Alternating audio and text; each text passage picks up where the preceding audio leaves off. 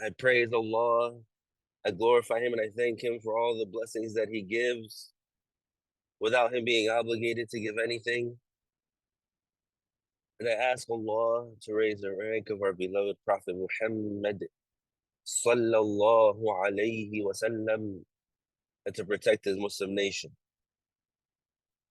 I testify that no one deserves to be worshipped except Allah, the one without a partner, the one without an equal, the one without a similar, the one who is unlike anything in the universe, and nothing in the universe is like him.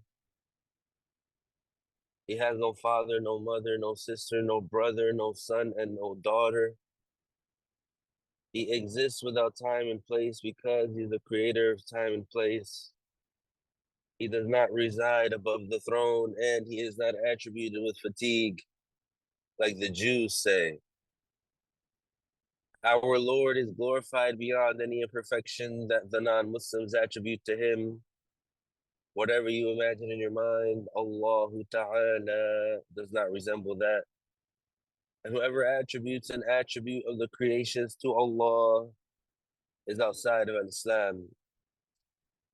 And I testify that Muhammad sallallahu alayhi wasallam, the son of Abdullah, the son of Abdul Muttalib, the son of Hashim, the son of Abdul Manaf, from the tribe of Quraysh, is the best creation of Allah and his final prophet and messenger sent to all humans and jinn. And he is truthful about everything that he conveyed of the revelation. Thereafter, we remind ourselves to have the sincere intention for the sake of Allah in attending this session of Islamic knowledge,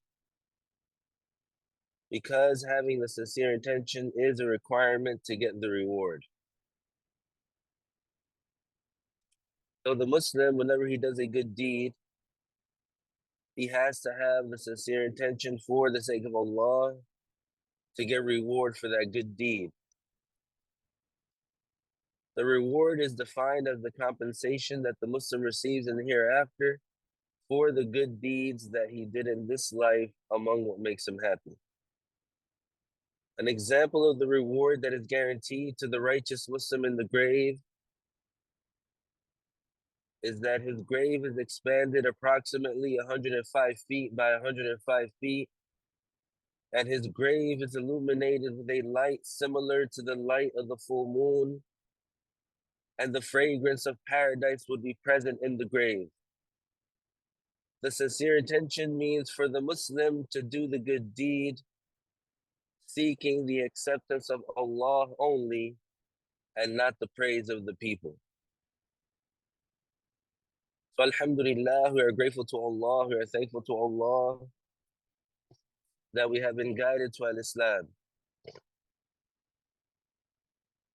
Because the Prophet sallallahu alayhi wasallam said, إِنَّ اللَّهَ يُعْطِي الدُّنْيَا لِمَنْ يُحِبْ وَلِمَنْ لَا يُحِبْ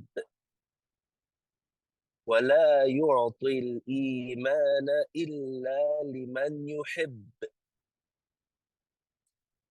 This hadith of the Prophet sallallahu alayhi wasallam,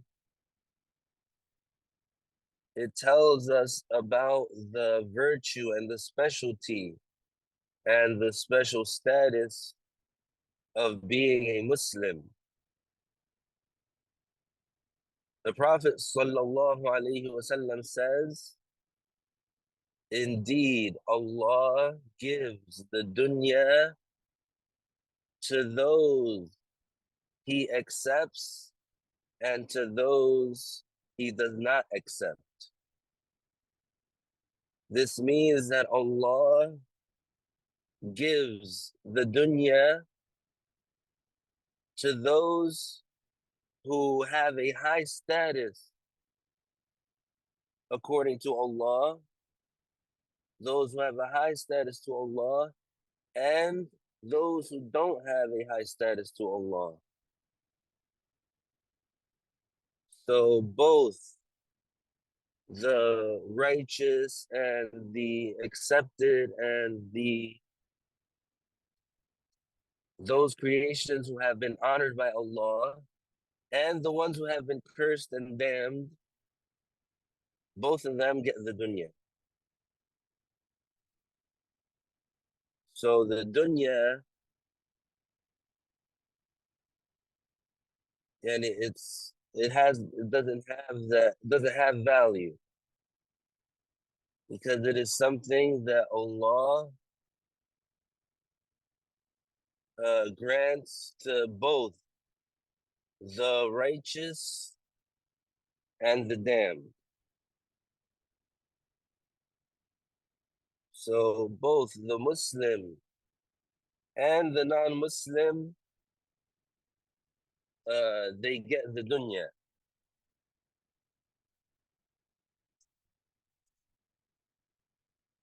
So what does it mean, the dunya? As you see, there are people who are the most evil humans, the most evil blasphemers, the most evil non-believers,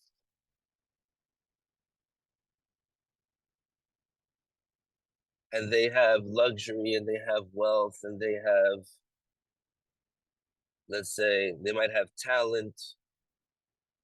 They might have, for example, uh, physical praise, physical attributes, or physical attributes that are coveted by the majority of people.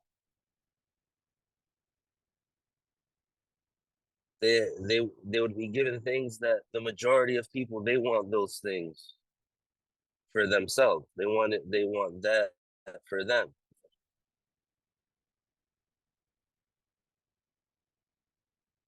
So that's the dunya. And those are the blessings and mercies of the dunya. Those are the endowments of the dunya. So there might be a person who is the most evil non-Muslim, and he would have health and wealth and good looks and abundance.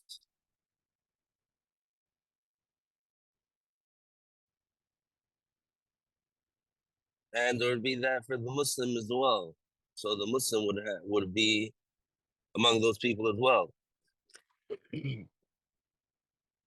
And vice versa. There would be someone who is a non-Muslim who doesn't have wealth and health and doesn't have the endowments of this world, and there'll be a Muslim also that doesn't have it. So all those situations and circumstances exist.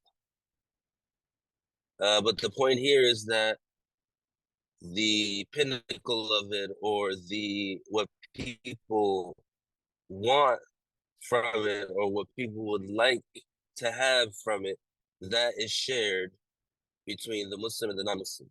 إن الله يعطي الدنيا لمن يحب أي لمن يرضى ولمن لا يحب أي ولمن لا يرضى، يعني لمن شأنه عند الله ليس عاليا، يعني لمن لم يجعله الله في الدرجات العلى، يعني كالكافر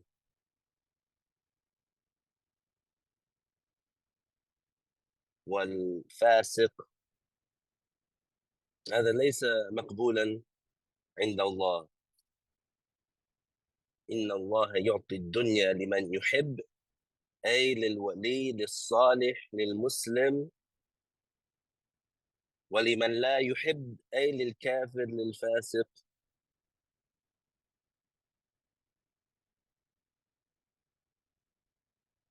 So the dunya is shared between the Muslims and the non-Muslims.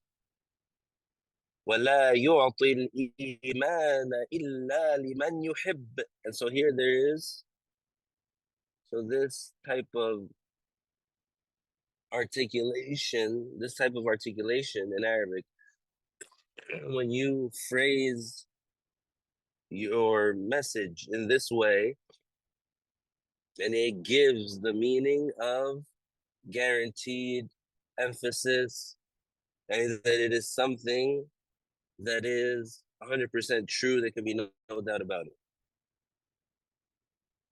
And because this is what God revealed.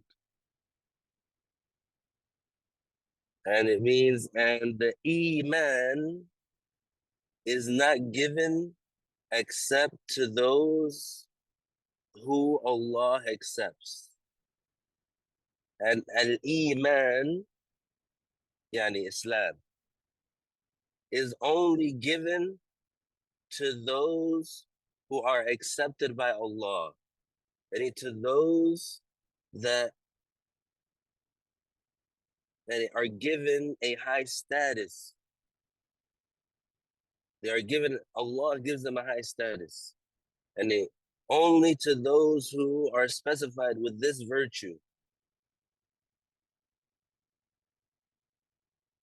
And only to those who Allah praise, only to those who Allah will reward greatly. That's also the meaning of yuhib. Because when we say mahabbatullah, mahabbatullah, it's not an emotion. Because Allah is clear from being attributed with emotions, because Allah does not resemble the creation. It's that simple. So mahabbatullah, the Arabic term, is referring to Allah Ta'ala rewarding the Muslim. So when we say, for example, Allahu yuhibbuhu, and it means Allah accepts him, Allah rewards him greatly, that he is someone that is elevated by Allah, that is given a high status by Allah. And it's all, and the physical aspect, or the part that is relative to the creation, is that means that you have been given something special by Allah. And that you're not punished, you're not damned, you're not cursed, you're not going to get tortured. You have been given a high status. You have been accepted by Allah. Or when talking about like a deed that Allah yuhibbuhu, then it means Allah gives that deed a great reward, a great status. And whoever does that, they have a high status, they have a great reward. And Allah gives the person who does that a lot of reward. So it's not related to an emotion. So in the hadith, the Prophet ﷺ is saying, Allah only gives Islam to those he accepts, yani to those who he willed for them to be rewarded, willed for them to have mercy, willed for them to have a high status, willed for them to have piety, willed for them to do good deeds. Yani, these people are chosen. These people are chosen. So we are happy about that. And we are grateful for that. And we are showing our gratitude to Allah for being guided. There's always so much that can be said about the endowment of Islam.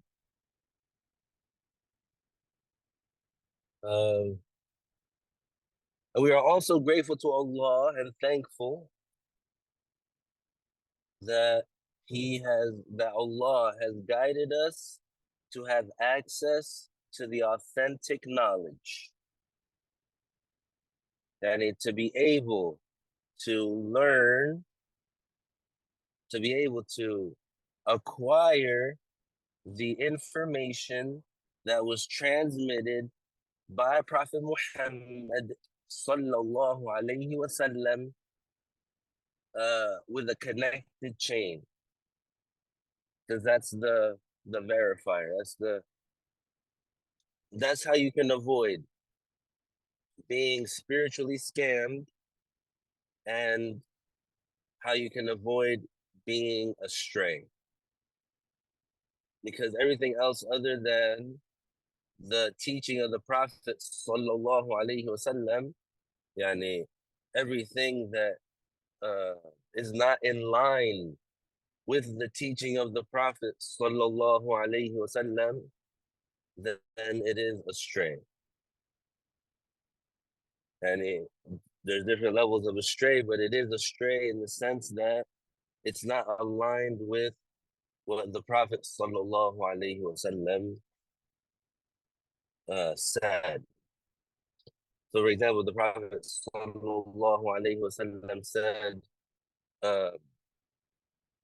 "It's better to do a certain day-to-day task in a certain way. So the person who does it in that way that he said, then they get that virtue of applying and what the Prophet sallallahu alaihi wasallam said. But let's say someone doesn't do it in that way, and at the very least it'll be something called khilaful awla, and in terms of it being something that should be left out. Khilaful awla is like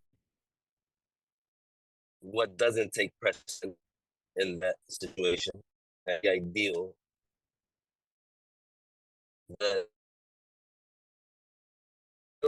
this thing we're choosing to do is other than the ideal. So it's called khilaful awla. Then the third is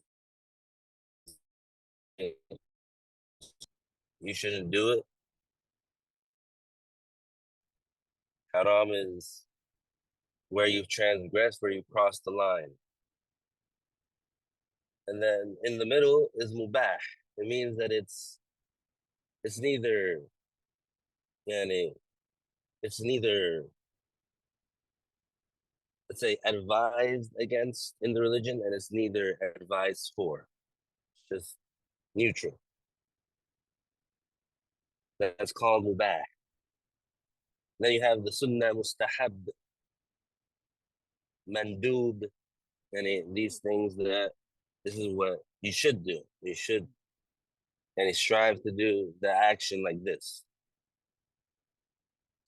And then there's the wajib and or fard,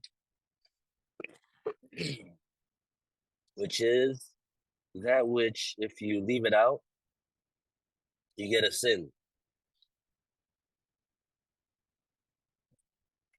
I mean, that which if you neglect, you get a sin.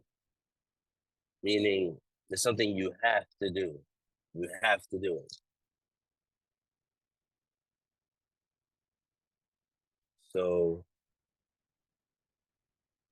the one who doesn't have the knowledge of what the Prophet sallallahu alaihi wasallam said about what exactly you should do, then that one, then he is at risk. Because how can he gauge that he's doing what the Prophet sallallahu alaihi wasallam said to do? And for us, that's what it comes down to, because how are we going to know what Allah ordered us to do? What Allah, let's say, incentivized for us to do, like things that are not an obligation, but the one who does it gets a great reward. Like to say, like donating to charity, and in general, it's not an obligation, but it's something very highly encouraged in Islam. The reward associated with donating charity is very high. We do have the Zakah system, uh, and this is an obligatory charity. And inshallah, one day we can do a deep dive on the Zakah system and how it is the perfect financial uh, financial system to keep society from collapsing and to cure poverty,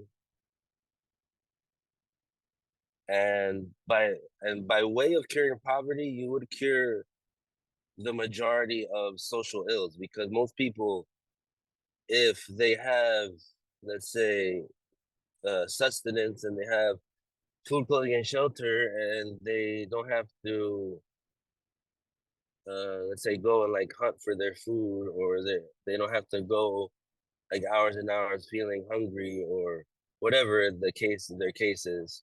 If their uh, physical needs are fulfilled, then why are they going to, let's say, do crime? Why are they going to steal and rob or kill?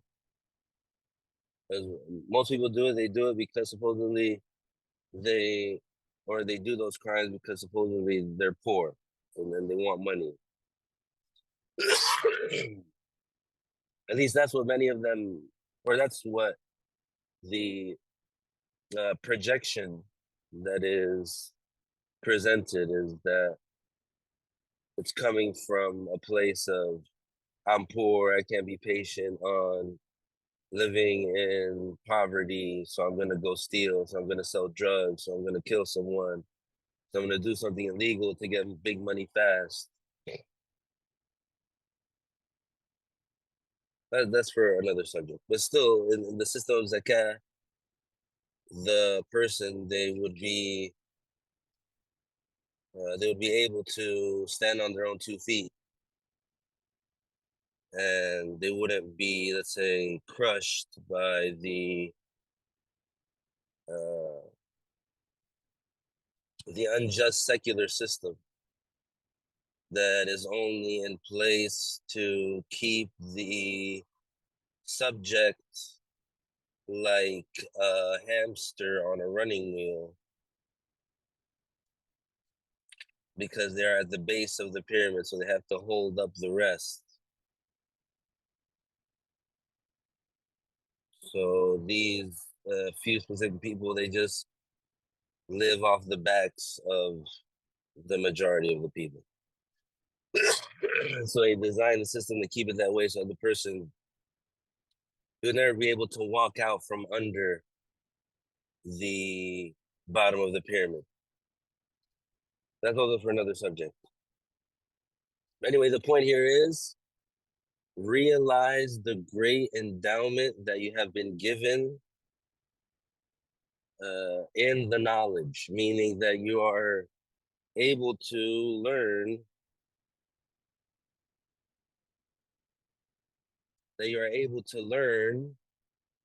the authentic knowledge,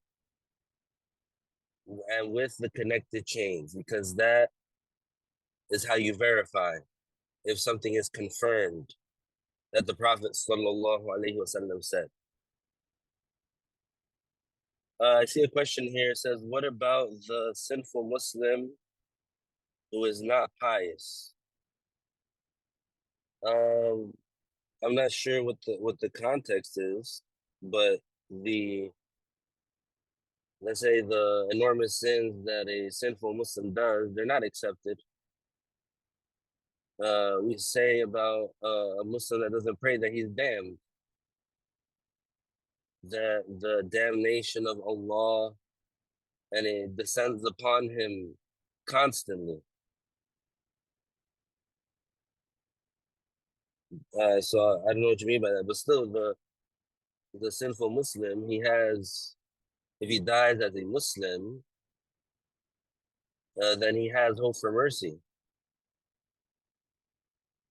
because he did the greatest obligation. So he has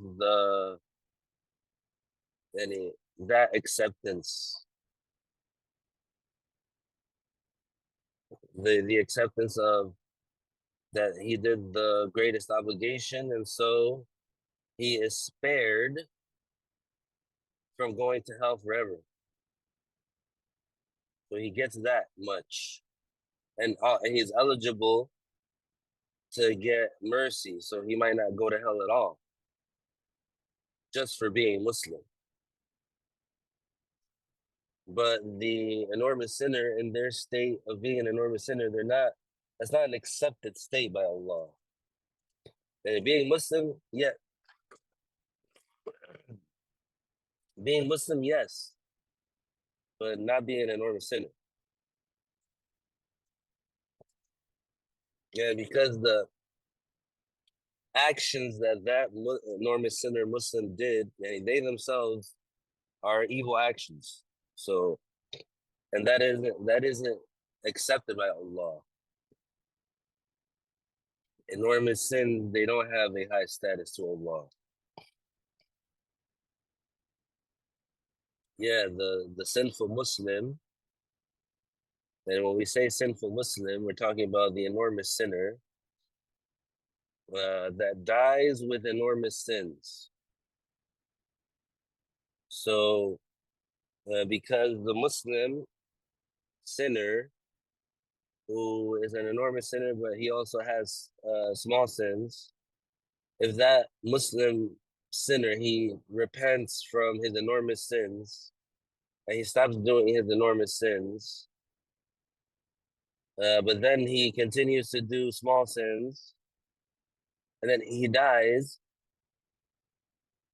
without repenting from the small sins, then those small sins are erased just by him dying, just by that Muslim dying. So that's another virtue and merit and special blessing that comes to the individual just for being Muslim.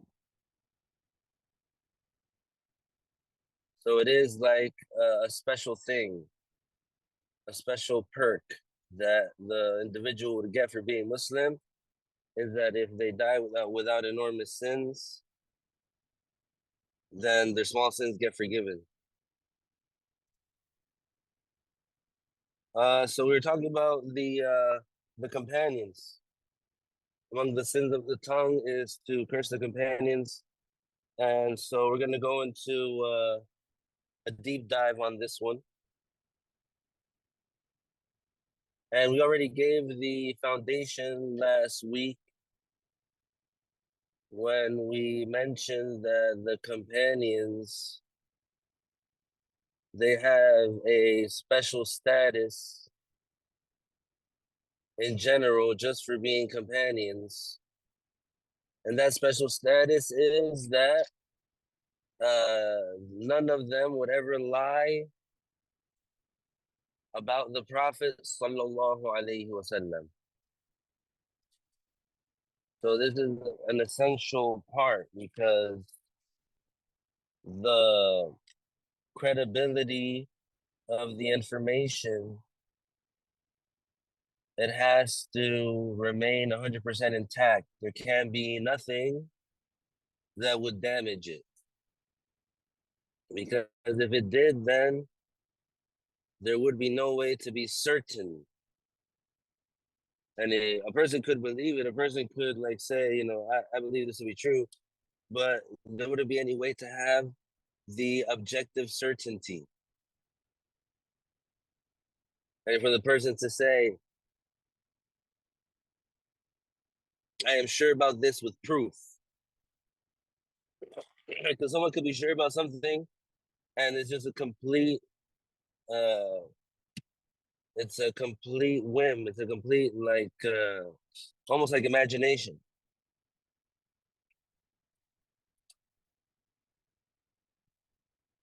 Like they'll have no proof for it. They'll just be sure about it.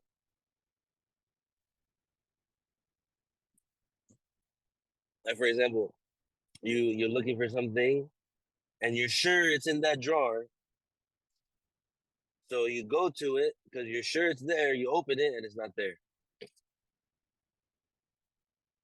So you were sure, but you hadn't, let's say, seen it there already. So the companions, all of them, they speak the truth about the Prophet sallallahu alaihi wasallam. So if one of them said, "I heard the Prophet sallallahu alaihi wasallam say," or "I heard," or "I saw the Prophet sallallahu alaihi wasallam do," then there's no way that they're lying about it or they're making it up. So this is confirmed and guaranteed for every single individual companion. Every single individual companion of the Prophet sallallahu alaihi wasallam, that's his judgment. And his judgment is that they are trustworthy narrators. That we can be sure that they're not lying. That's what it comes down to.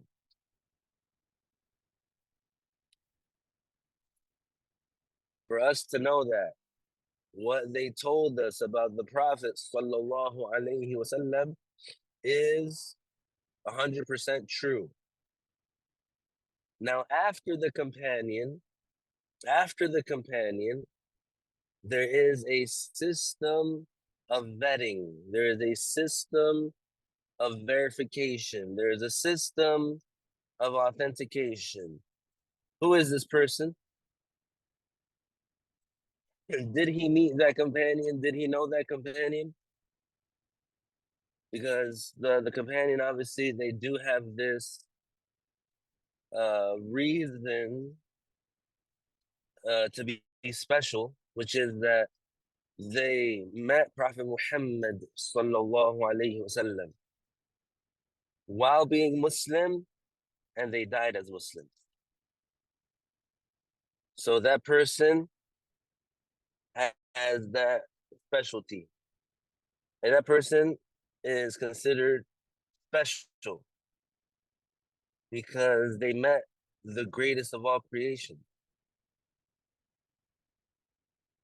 Nowadays in this world, people they feel um,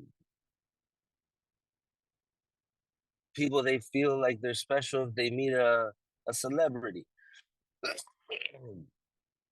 or they would, for example, be able to say I'm so and so, and not everybody can say that. So they would be like in a specific quote unquote club. So among the Muslims, the companions, they have that specialty where they are Muslims who met the Prophet sallallahu alaihi wasallam and in a normal way, and they uh, died as Muslims. So that is the definition of a companion. So anybody who has that definition, then automatically we know that whatever they tell us about the Prophet sallallahu alaihi wasallam is true. And then after them, like the next level, or the next uh, the next layer in the chain of narrators, we have to check them because for them, and after the companions, each individual who claims that they narrate something from the Prophet sallallahu alaihi wasallam, he has to be checked. if he's trustworthy or not. And so what is trustworthy? It's someone who, it's a Muslim, pubescent, that is free from enormous sins and adheres to the etiquettes of his pious peers. So that person is considered trustworthy. So everyone after the companions, they have to be checked if they're trustworthy. If all the narrators in the chain are trustworthy, then this news is considered confirmed, or that information is considered confirmed. So the companions, they're all trustworthy. But trustworthy doesn't equal to piety. It's not the same definition. And it's not necessarily that someone's trustworthy that they would be pious. And it's not necessarily that if a person is pious that they're automatically trustworthy. So the pious one, he might be not trustworthy, and the trustworthy one, he might not be pious. And so among the companions, we said all of them are trustworthy. But among the companions, their situation, their circumstance of righteousness and piety and status, it fluctuates. So not every companion is righteous. Not every companion is knowledgeable. Not every companion is the ideal Muslim. Not every companion is like Abu Bakr. Not every companion is like Umar. Not every companion is like Uthman. Not every companion is like Ali. Excuse me. Not every companion is like Saad or Sa'id. Not every companion is like Talha and Zubayr. Not every companion is like Bilal. Not every companion is like the those special companions who are specified in the Quran that they are accepted by Allah, and those companions themselves, they love Allah and they are pleased with whatever Allah ordered and whatever Allah made forbidden, and they are obedient slaves.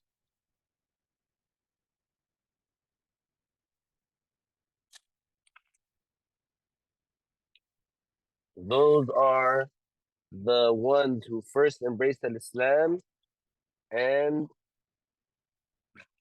amongst the migrants and the Ansar. The Ansar, they are the Muslims of Medina, who they supported the Prophet sallallahu alaihi wasallam, and they supported the Muslims who came from Mecca, and they gave half of their stuff, half of their property to the Muslims that migrated from Mecca.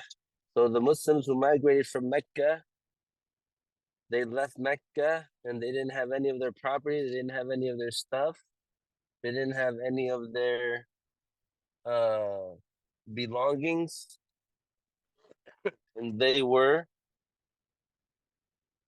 leaving everything behind. And those Ansar, they basically gave those Muslims who migrated, they gave them half of their stuff. So that Muslim from Mecca, he left Mecca, he left his house behind.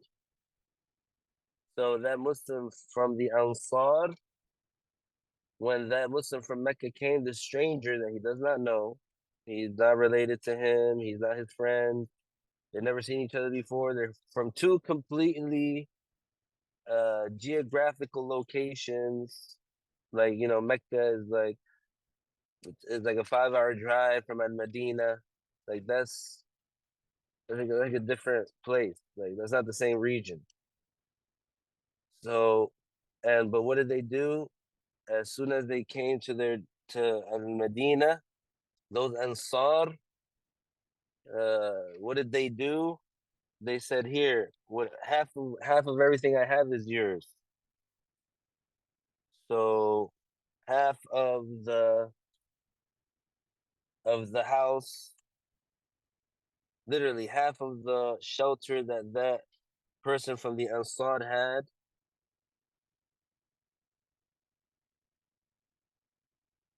they basically split it down the middle, like with a line. So here we have a question. Because I'm not looking at the chat.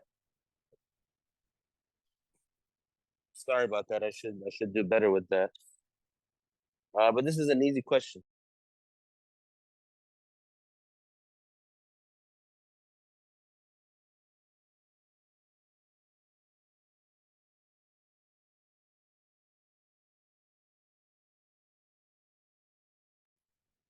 So basically, this is an easy question. Why is it an easy question? Because what is the definition of trustworthy is that they're free from enormous sins. So not every sin is an enormous sin, right? So sometimes a Muslim might do a sin that is a small sin and that it does not show a low character. So that would be called a non-pious Muslim who is trustworthy because they are a Muslim free from enormous sins that adhere to that adhere, excuse me, to the etiquettes of their pious peers. So if a Muslim is pious, but he does not adhere to the etiquettes of his pious peers, meaning he does certain things that other pious Muslims wouldn't do, but it's not haram, or the people of like his social standing that they wouldn't do, but it's not haram. So he's not sinful for doing that. It's totally permissible. And he is actually pious, but he wouldn't be trustworthy because he doesn't adhere to the etiquettes of his pious peers. Because you just go by the definition. Is that clear? Does that clear it up? For example, like what, for example, what does that mean? Like what is a small sin that doesn't show a vile character that's not abject?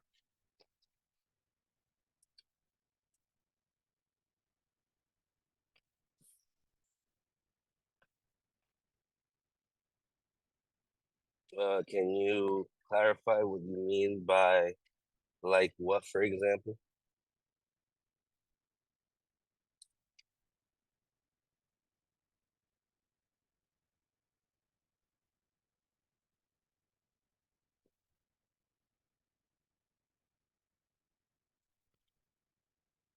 Um,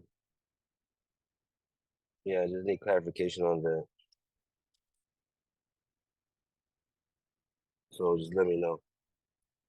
But so yeah, they just even though right now there's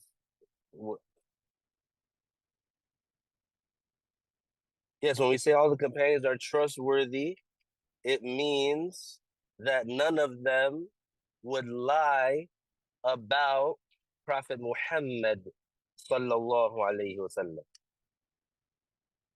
So if they say, I heard Prophet Muhammad sallallahu alaihi wasallam say such and such, they wouldn't dare to lie about it. Was that clear? If they said, I saw Prophet Muhammad sallallahu alaihi wasallam do such and such, for sure they wouldn't lie about it. And from that, Allah Ta'ala and it protected them from that. Is that clear? When we say all the companions are trustworthy, It means none of them would ever lie about Prophet Muhammad sallallahu alayhi wasallam. طيب, alhamdulillah.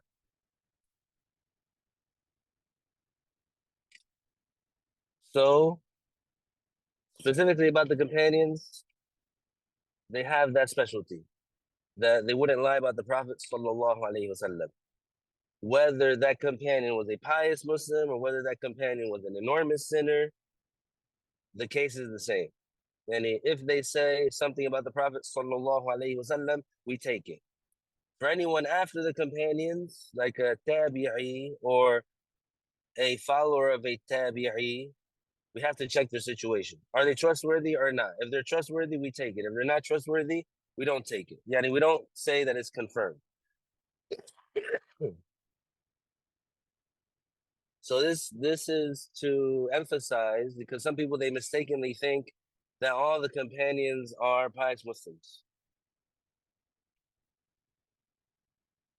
Okay, so a person is asking about an example of what a pious Muslim would not do. What? Oh, he's trying to say about the etiquettes of the pious peers. Yeah, so the question is, what is an example of something that is not haram, it's not forbidden, but it is not from the etiquettes of the pious or of the pious peers, the pious peers. So let's say like a scholar that they walk through the marketplace and they don't live there and they're not from the people of the marketplace. They're walking through it while eating. So let's say that they have like some cheese and bread wrapped up, and the pita bread wrapped up, and he's walking through the marketplace eating it. This is permissible, it's not haram, but he would not be adhering to the etiquettes of his pious peers, and so he wouldn't be trustworthy in narration. There's other examples too, but inshallah we'll have that for a different class. The point here to understand is about the companions. The companions, they're not all like Abu Bakr, they're not all like Umar, they're not all like Uthman, they're not all like Imam Ali. Some of them are pious and some of them are not. Some of them are knowledgeable and some of them are not. So, and this is clear, confirmed, and we have the proof from the Quran about the status of acceptance of the immigrants and the Ansar. قال الله تعالى والسابقون الأولون من المهاجرين والأنصار والذين اتبعوهم بإحسان رضي الله عنهم ورضوا عنه, which means, and the first converts among the migrants and the Ansar, and those that followed them perfectly, Allah Ta'ala accepts them, and Allah Ta'ala rewards them greatly. Allah Ta'ala grants them paradise without previous torture. Allah Ta'ala grants them a high status in paradise. وَرَضُوا عَنْهُ, it means, and they are pleased with the reward that they get from Allah, pleased with the performing the obligations that Allah ordered, pleased with avoiding the prohibitions, please, they accept Allah as their Lord, etc. They are yani righteous Muslims. So these companions, they are in a special category amongst the companions. And so just by being a companion, you're in a special category. And that person is in a special category. And amongst the companions, within that spectrum, there is a specialer category. There is the category of those that like are mentioned here in this ayah. Because not all the companions, they were day one converts. Not all the companions, when the Prophet sallallahu alaihi wasallam first received the revelation, not all of them were there. There was only a few there. There's the day one Muslims, the day one converts, like Abu Bakr and Umar and Uthman and Ali and Sa'd and Sa'id and Talha and Zubayr, etc. These Muslims from those categories, that they were the first, like Bilal and like Yasir and Ammar and Sumayya. These are the Muslims that they first converted. Yes, they're converts. They converted because they used to be, let's say, idol worshippers, or yani, they were on something that wasn't an Islam, and then they converted to an Islam. These are as-sabiqun al-awwalun. Not all the companions were from as-sabiqun al-awwalun. Some companions, they embraced al-Islam the year of the conquering of Mecca, the year of Fathu Mecca, the year when Mecca was conquered by the Prophet sallallahu alaihi wasallam, and he right prior to when the Prophet sallallahu alaihi wasallam died, after he had migrated from Mecca to Al-Madinah, after 13 years of persecution in Mecca, the Prophet and the Muslims, sallallahu alaihi wasallam, the Prophet with the Muslims were ordered to migrate to Al-Madinah, and they stayed at Medina for 10 years. Then the Prophet sallallahu alaihi wasallam, he migrated, he returned to Mecca, conquering it. And the people began to embrace Islam in waves and waves and crowds, without a fight, without a battle, without warfare.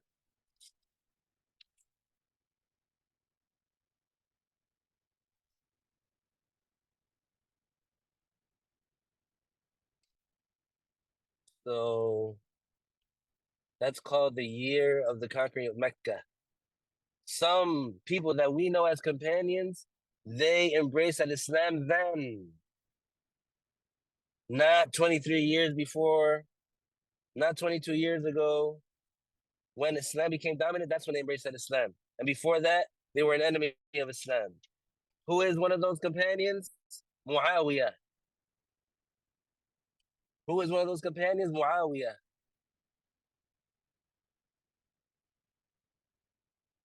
And so we know the incident of what happened, and this is tied into this case because we said among the sins of the tongue is to insult the companions of the Prophet sallallahu alaihi wasallam.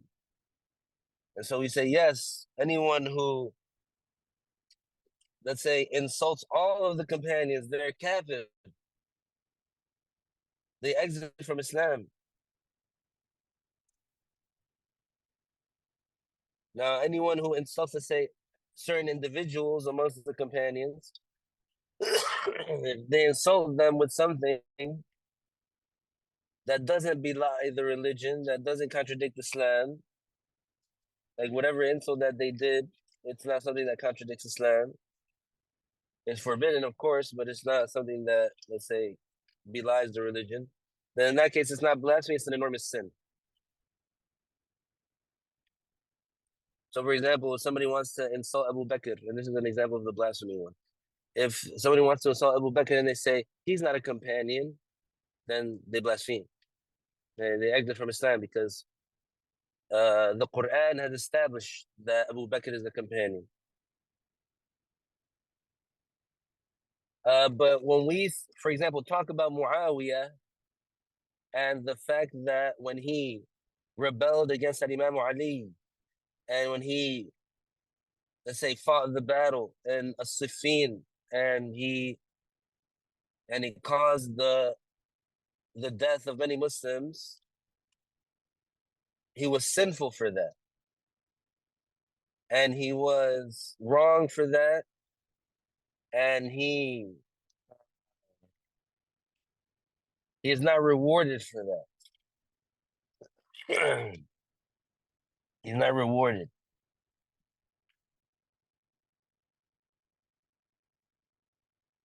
So this is for us something that is important to mention the proper religious judgment, because some people, they say something about it that it could reach to the level of blasphemy. For some people, it does reach to the level of blasphemy, where they say something so wrong about it that they exit from Islam. So that's why it's very important to clarify that. And also, on top of the fact that some ignorant people, they want to attack us, because when we explain the situation and we say what happened between them, we judge it according to the rules of Islam and not according to emotions and not according to, fanaticism or obsession or whatever of being a fanatic, just going by the facts. It's the truth. So why attack us because we're choosing to adhere to the truth about what happened? Why try to contradict the religion or say something outside of Islam because first of all, because you have a misunderstanding about the companions, because you think that all the companions are, someone might say, saints, which is not the case.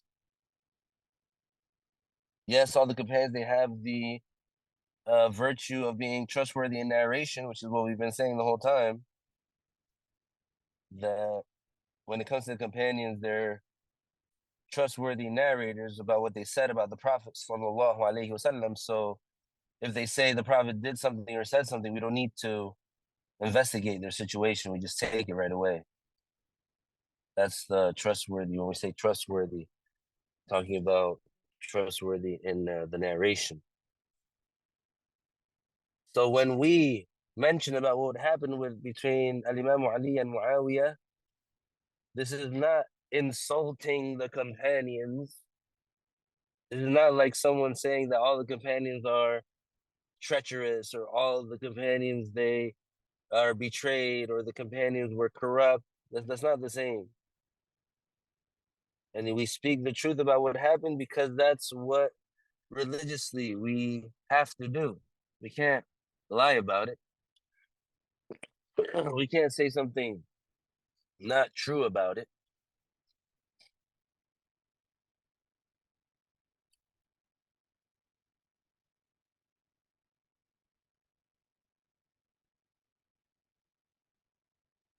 It's not insulting the companions to mention that Muawiyah was unjust for rebelling against Imam Ali and he had no right to do it.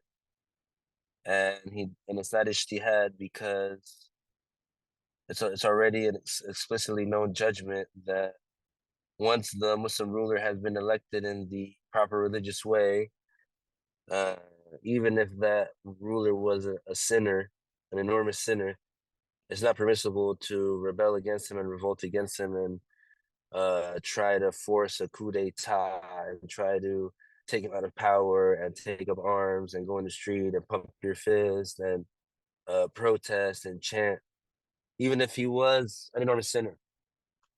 Like even if he, let's say, killed Muslims and gassed them and killed them and went through the town decapitating Muslims, as long as that ruler was the Muslim ruler, that caliph. I'm not talking about like a president or like a mayor or anything like that. I'm talking about a caliph. And they threw the caliphate infrastructure if that caliph was established in the proper Islamic way, as long as he's Muslim, you don't fight against him. You don't revolt against him.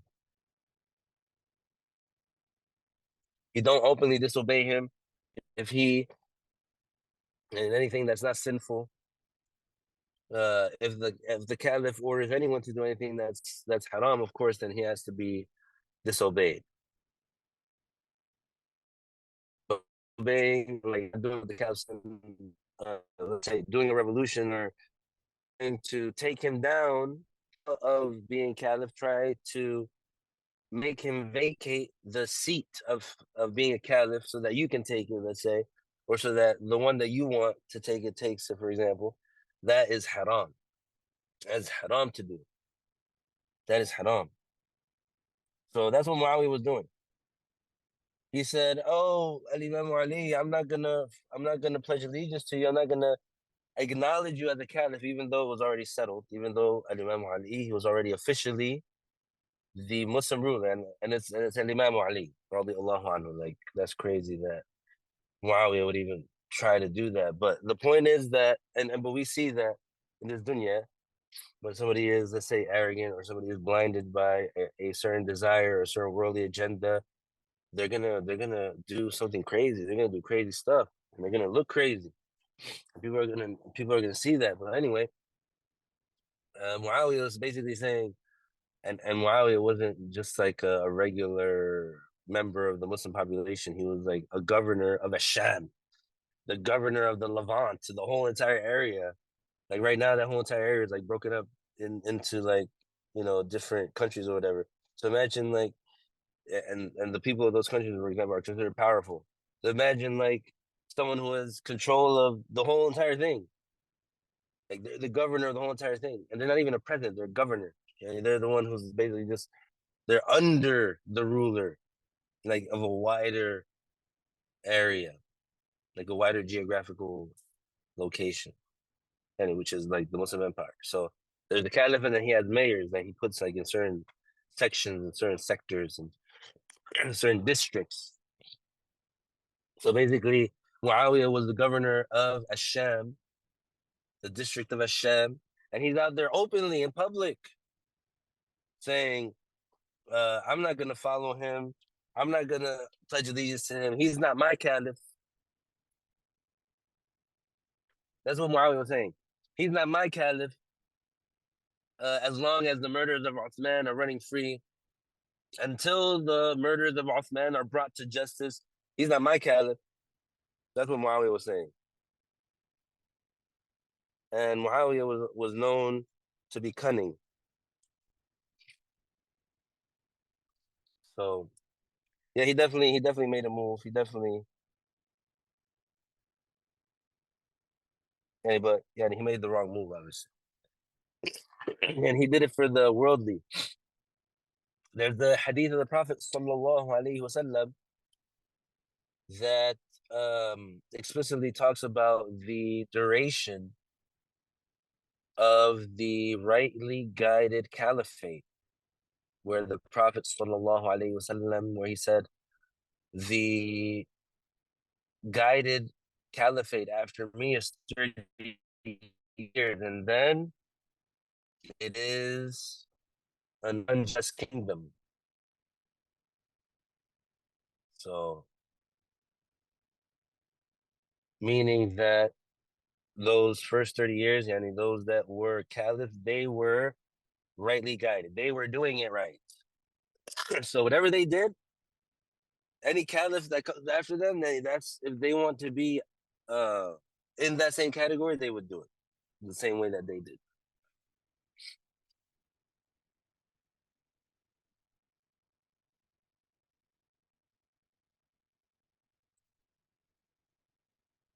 But Muawiyah, instead, he used his eloquent tongue and he used his charisma and he used his position as the governor of Asham.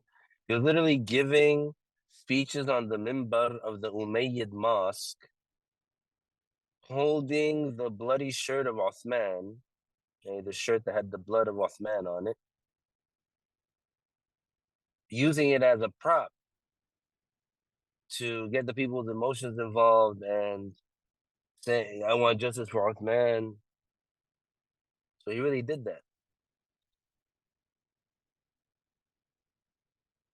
And the only reason that this came to an end is because Imam Ali, and he was in the actual battle that took place, which was the Battle of Siffin.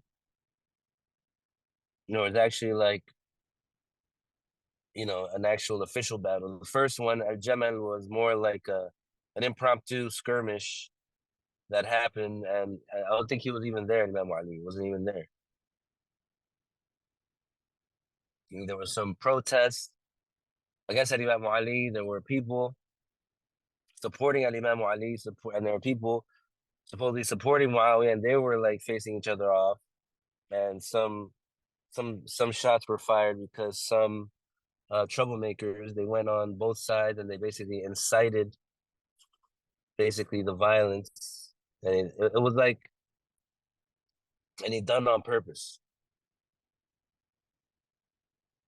If those that were truly there supporting Ali and those that were truly there supporting Muawiyah, and they were just left to their own, there wouldn't be any fight, there wouldn't be any skirmish. But there was some agents that they went on both sides and like threw shots at each other so that they could get it started. And so that's what Jemen was, and it wasn't long. It lasted for a little bit, and then it was stopped. As-Siffin was the actual battle where Imam Ali facing with an army facing off against Muawiyah and an army. And let's say, and only 5 companions were with Muawiyah, and they weren't even from those. They weren't from al-awwaluna, as-sabiqun al-awwalun. They were not from as-sabiqun al-awwalun. They weren't from the first day, from the uh, day Muslims that were the the 5 companions that were Muawiyah. The rest of the companions were with Al-Imam Ali radiallahu anhu. And among them were the elite amongst the companions, like Ahmad ibn Yasir, who was old at that time. And he is the Prophet said about him, وَيْحَ عَمَّارٍ تَقْتُلُهُ الْفِئَةُ الْبَاغِيَةُ. It is the transgressing party or the unjust group. So the Prophet sallallahu alaihi wasallam, he named the killers of Ammar, he named them as unjust. He said, woe to Ammar. The unjust party will kill him. The unjust group will kill him. So he ended up dying at the hands of one of the leaders of Muawiyah, because Ammar was fighting on the side of Imam Ali. And so basically, it was becoming more and more apparent that Imam Ali's army were going to win the battle. So then Muawiyah, he soldiers who put Quran in the air and said, we want an arbitration by the Quran. So we'll put the Quran between us and use the Quran to judge.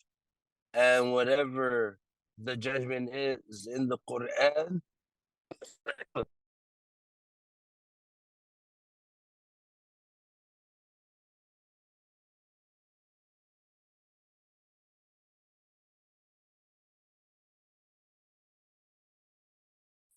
whatever judgment, whatever judgment is in the Quran, both have to agree to it. When Muawiyah did that, Imam Ali, he basically accepted it. He agreed to it, um, even though he knew that this was a tactic, but 50.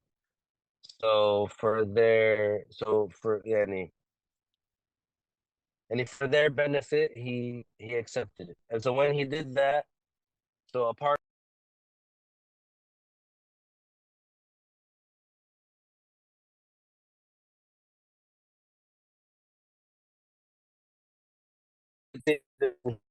speak, and it will from the battle of As-Siffin between Imam Ali and Muawiyah, and then we'll take it from there. We'll take it from there until the end of it, it ends with Muawiyah becoming, yani taking the seat of the caliphate. How did he take it? We're gonna mention that inshallah next. If there are no questions, we'll conclude. طيب نعلن لا إله إلا الله اللهم صل على سيدنا محمد وعلى آله وصحبه وسلم ورب اغفر لي وللمؤمنين والمؤمنات وبارك الله فيكم. السلام عليكم.